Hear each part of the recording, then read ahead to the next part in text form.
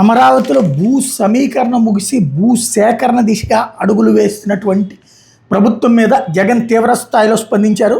అమరావతి రాజధాని పేరుతో ఉండవల్లిలో రైతుల మీద చంద్రబాబు ప్రభుత్వం సాగించిన రాక్షసకాండం తీవ్రంగా ఖండిస్తున్నాను.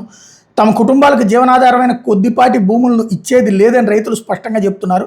అయినా వాళ్ళ అభిప్రాయాలను అభ్యంతరాలను కనీసం వినకుండా పోలీసులు మోహరించి బుల్డోజర్లతో పొలాల్లోకి దూసుకెళ్లి సాగులో ఉన్న పంటలను ధ్వంసం చేయడం అత్యంత దుర్మార్గం. రైతులు వాళ్ళ పొలాల నుంచి బలవంతంగా ఈడ్చి పారేసి భయభ్రాంతులకు గురి చేసి భూమిని స్వాధీనం చేసుకోవడం దారుణం.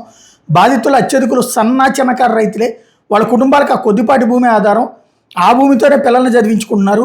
ఆ భూమిలో పండే పంటతోనే కుటుంబాలను పోషించుకుంటున్నారు. అట్లాంటి రైతులు మా భూమి తీసుకుంటే మేము ఎలా బతకాలని అడుగుతుంటే సమాధానం చెప్పకుండా పోలీసు బలంతో వాళ్ళ గొంతులను నొక్కడం చంద్రబాబు ప్రభుత్వ నిరంకుశత్వానికి పరాకాష్ట.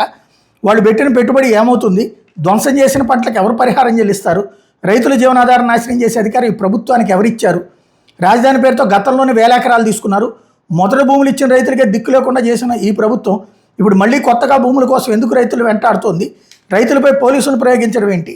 రైతుల అంగీకారం లేకుండా వాళ్ళ భూముల మీద ప్లాన్లు గీయడం, కాగితాల మీద అవార్డులు ప్రకటించుకున్నామని చెప్పడం, ఆ వివరాలను కూడా రైతులకు తెలియకుండా ఏకపక్షంగా స్వాధీనం చేసుకోవడం న్యాయమేనా? ఈ భూములు మారుమూల ప్రాంతాల్లో లేవు.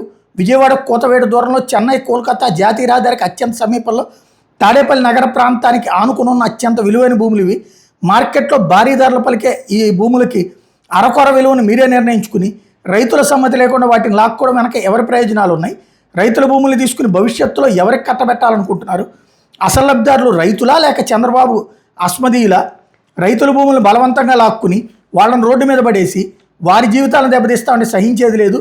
రైతు స్వచ్ఛందంగా భూమిస్తే తీసుకోండి, కానీ పోలీసులను పెట్టి పంటలను ధ్వంసం చేసి రైతులు ఈడ్చిపారేసి లాక్కుంటామంటే అది ముమ్మాటికి తప్పే అవుతుంది. ఈ ప్రభుత్వాన్ని మరోసారి హెచ్చరిస్తున్నాం. చంద్రబాబు గారు రాజధాని రైతుల భూముల్లో జరుగుతున్న బలవంతపు చర్యలను వెంటనే నిలిపేయాలి. ధ్వంసం చేసిన పంటలకు పూర్తి పరిహారం చెల్లించాలి.